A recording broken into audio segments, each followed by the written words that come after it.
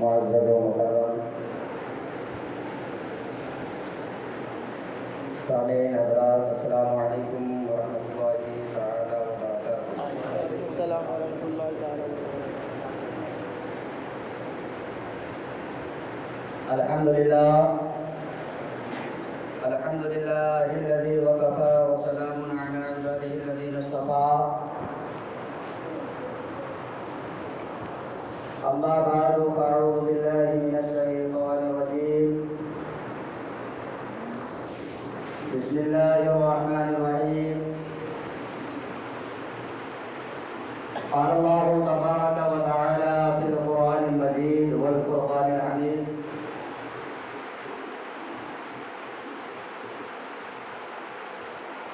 الف لام میم ذلک الکتاب لا ریب فیہ۔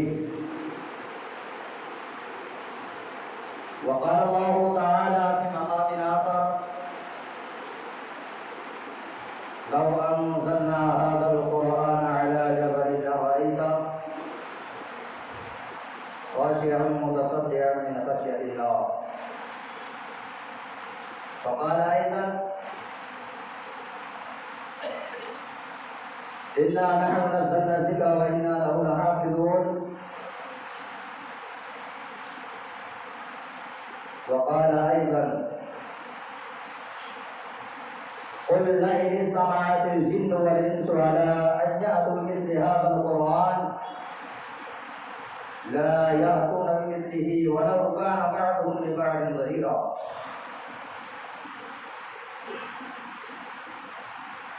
آمنت بالله صدق الله العظيم وصدق رسوله النبي الكريم ونحن على ذلك لمن الشاهدين والشاكرين والحمد لله رب العالمين۔ کسی شاعر نے کہا ہے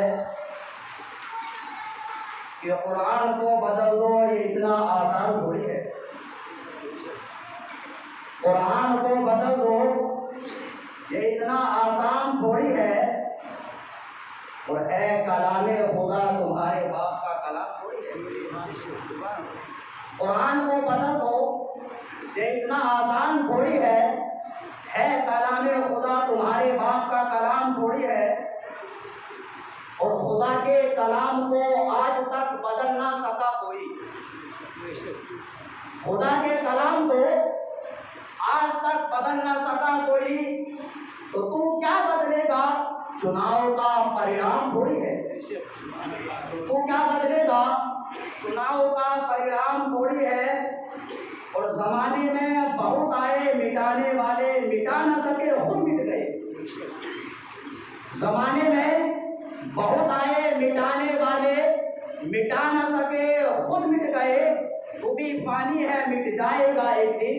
تیرے لیے دوام تھوڑی ہے۔ تو بھی فانی ہے، مٹ جائے گا ایک دن، تیرے لیے دوام تھوڑی ہے۔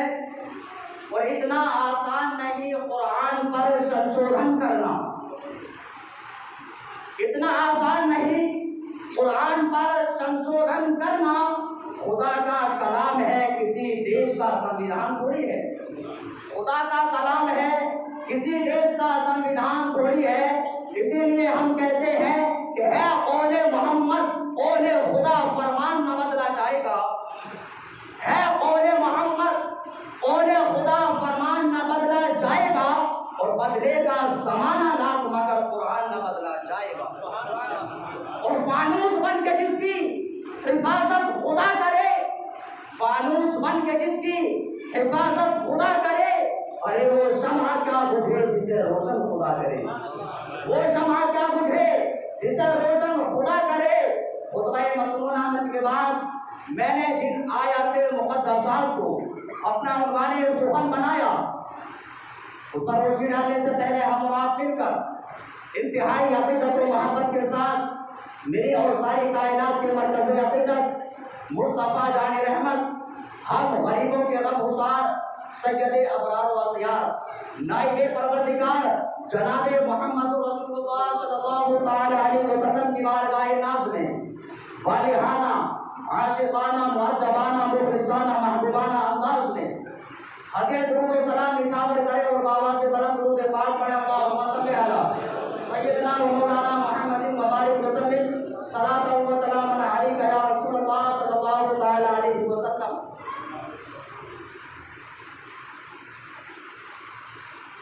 آج کے اس پرفتن دور میں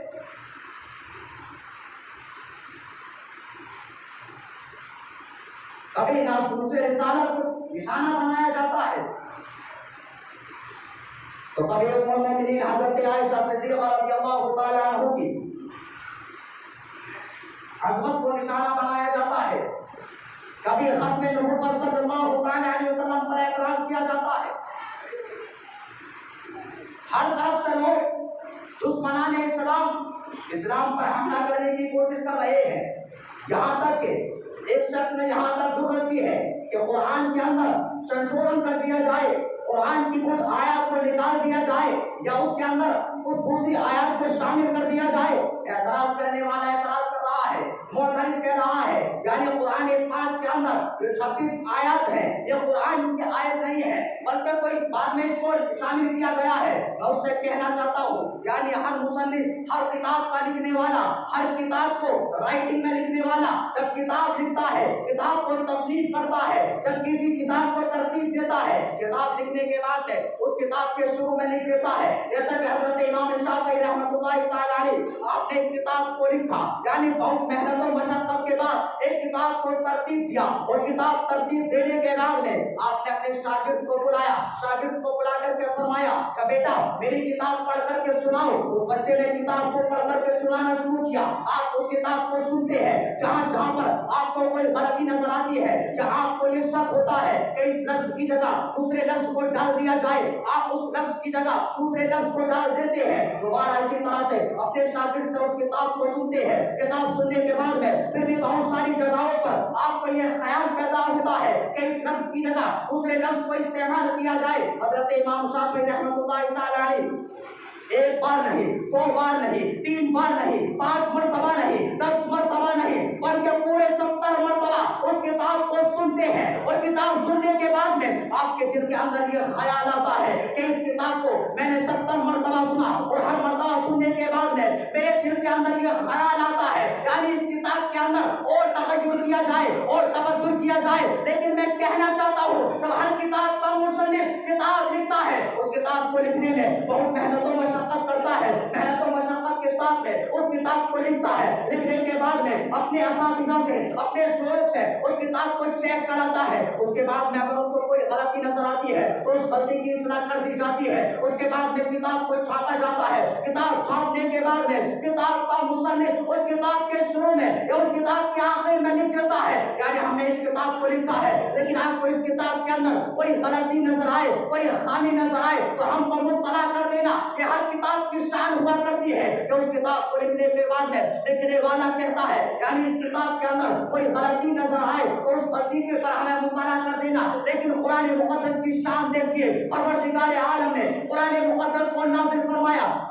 قرآن مقدس لے کر کے حضرت جبریل امین سرکار کی بارگاہ میں حاضر ہوئے، سرکار دو عالم صلی اللہ تعالی علیہ وسلم پر قرآن نازل ہوا۔ جب ہم قرآن کو پڑھتے ہیں، قرآن کی تلاوت کرتے ہیں تو قرآن ہمارے تمام شکوک و شبہات کو دور کر دیتا ہے۔ ہر کتاب کے اندر لکھا ہوا ہوتا ہے، اگر اس کے اندر کوئی غلطی نظر آئے تو ہمیں مطلع کر دینا۔ لیکن جب ہم قرآن پڑھتے ہیں، قرآن پاک کے اندر پروردگار عالم فرماتا ہے ذالک الکتاب لا ریب فیہ، یعنی وہ کتاب اور ہے جس کتاب کے اندر شک اور شبہ ہوا کرتا ہے، اس کے اندر تغیر و تبدل ہو سکتا ہے، لیکن یہ اللہ کا کلام ہے، اللہ کا کتاب ہے۔ پروردگار عالم فرماتا ہے ذالک الکتاب لا ریب فیہ، یعنی اس کتاب کے بارے میں کوئی شک نہیں کرنا، اس لیے کہ یہ بلند رتبہ کتاب ہے کہ جس کتاب کے اندر کسی شک و شبہ کی کوئی گنجائش ہی نہیں ہے۔ پروردگار عالم نے فرما دیا کہ اس کتاب کے اندر شک اور شبہ کی کوئی گنجائش ہی نہیں ہے، کوئی مجال ہی نہیں ہے، تو کون اس کے اندر شک اور شبہ کر سکتا ہے؟ پروردگار عالم نے جب فرما دیا کہ اس کتاب کے اندر کوئی شک اور شبہ نہیں ہے، یعنی جس طرح سے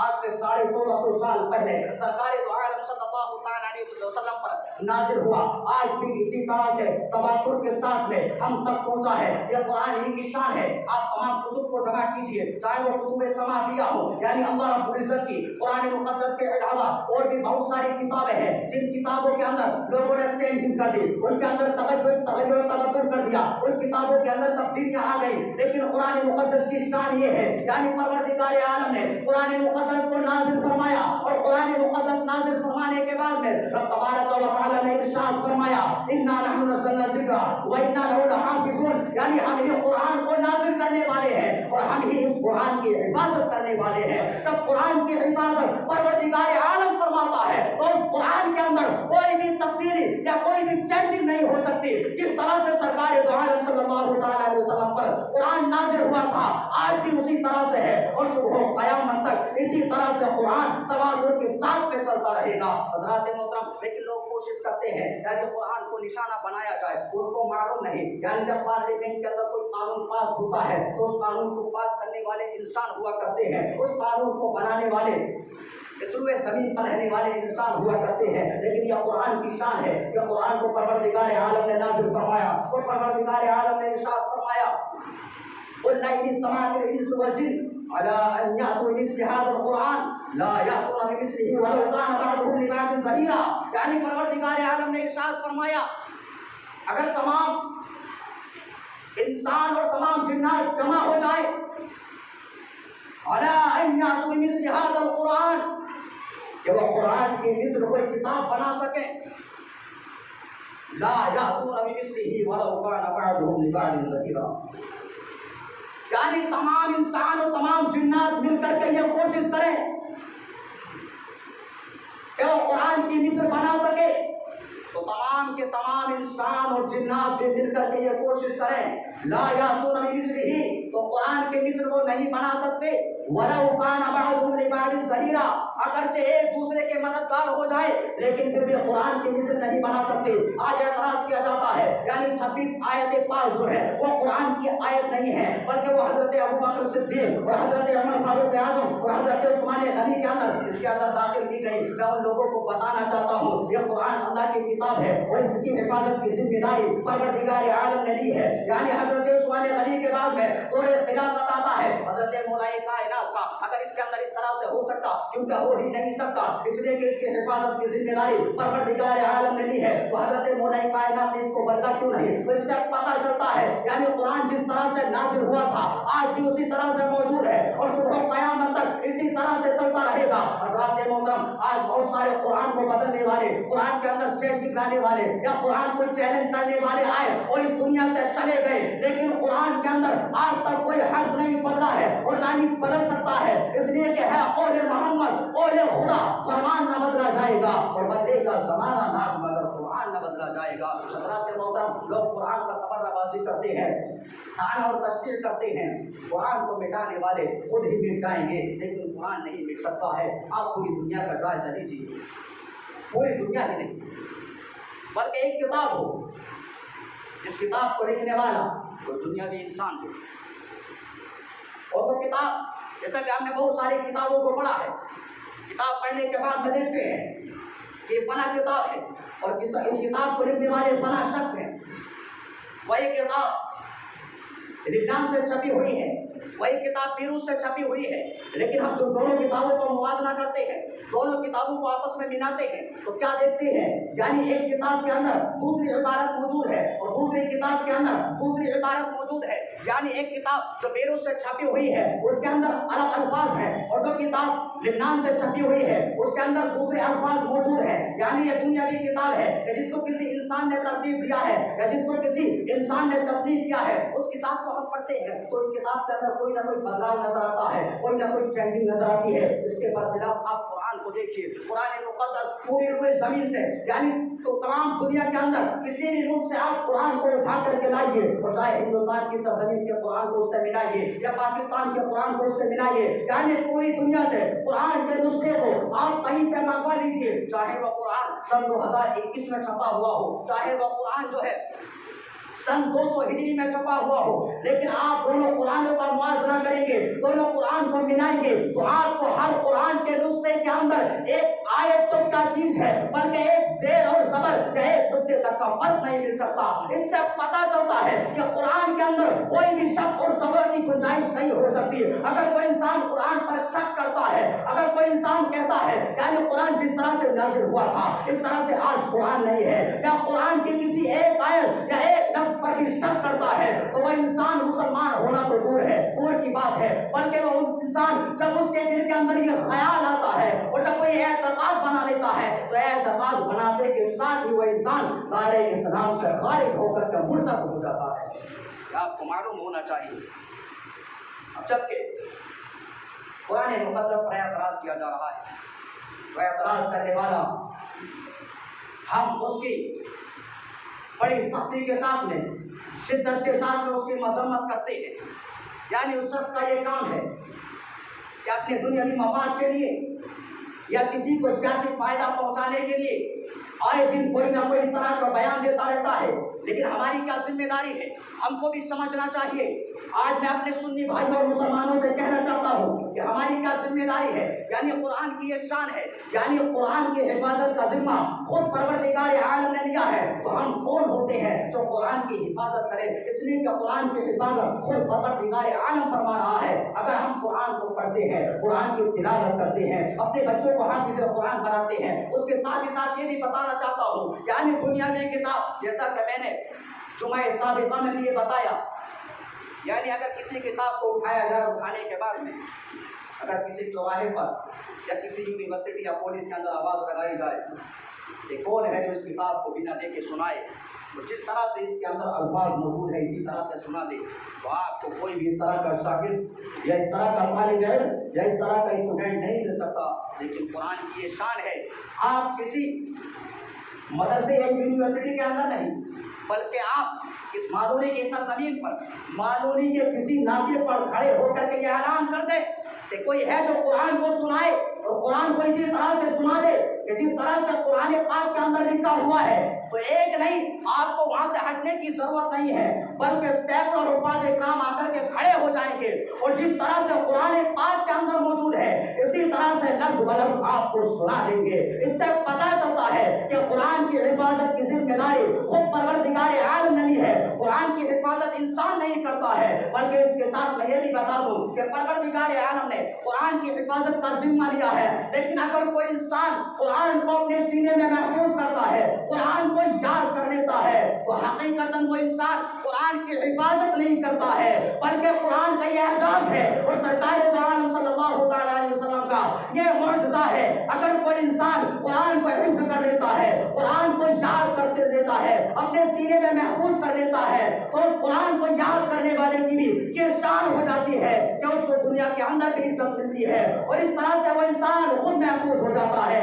कि दुनिया के अंदर भी वो हिफाजत के साथ में रहता है। तो अपनी कब्र के अंदर चला जाता है तो कब्र के अंदर उसके जिस्म को मिट्टी नहीं खाती है, कब्र के अंदर भी उसी तरह से महफूज रहता है। तो हमें और आपको समझना चाहिए, हमारी ये जिम्मेदारी है। एतराज़ करने वालों का काम है एतराज़ करना, और कुरान के अंदर की ऐसी किताब है कि इसके अंदर कोई तब्दीली, कोई रद्द बदल नहीं हो सकता। जैसा कि परवरदिगार आलम ने खुद इरशाद फरमाया, ला तब्दील लिकलिमातिल्लाह, यानी अल्लाह के कलिमात के अंदर कोई तब्दीली नहीं हो सकती, उसके अंदर कोई बदलाव नहीं हो सकता। तो कुरान को बदलने वाले कितने आए और दुनिया से चले गए, लेकिन कुरान इसी तरह से मौजूद है और इसी तरह से रहेगा, इसलिए कि इसकी हिफाजत की जिम्मेदारी खुद परवरदिगार आलम ने ली है। लेकिन हमारी इसके साथ में क्या जिम्मेदारी है? हमारी जिम्मेदारी ये है कि हम कसरत के साथ में कुरान पाक की तिलावत करें, कुरान की तिलावत को आम करें, कुरान की तालीम को आम करें। कुरान इसलिए नहीं आया है कि कुरान पर ताना और तशरीह कर दी जाए, अगर कोई कुरान पर ताना जरी करे तो उसका रद्द कर दिया जाए,